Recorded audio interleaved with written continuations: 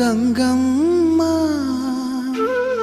కృష్ణమ్మకు చెప్పమ్మ కష్టం కలిగించొద్దని,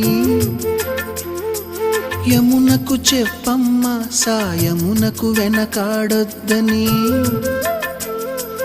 గోదారికి కావేరికి ఏటికి సెలయేటికి కురిసేటి జడివానకి దూకే జలపాతానికి నీతో బుట్టులందరికీ చెప్పమ్మా మా గంగమ్మ.